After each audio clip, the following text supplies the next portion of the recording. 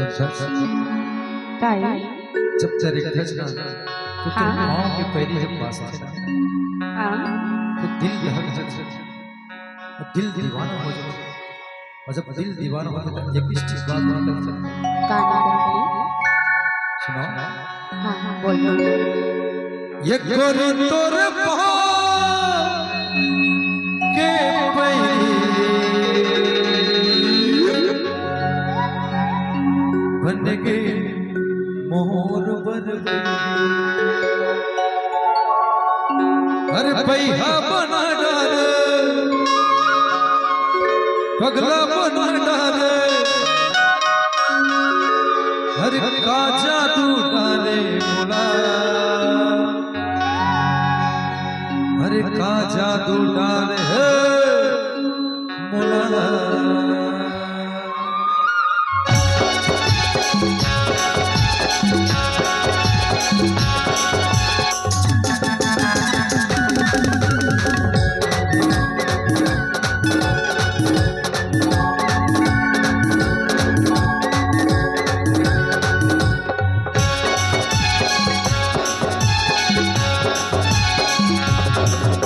ये कोरी तोर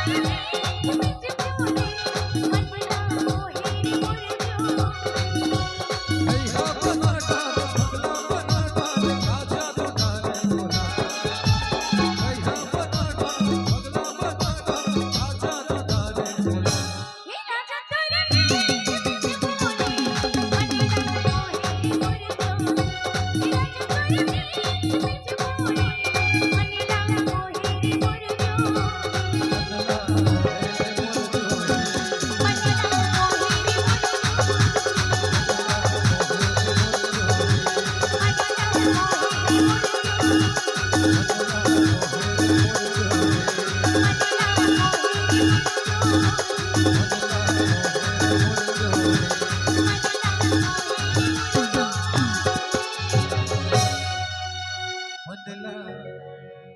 मोहेर मोर जोही मनला मोहेर मोर जोही दिलला मोहेर मोर जोही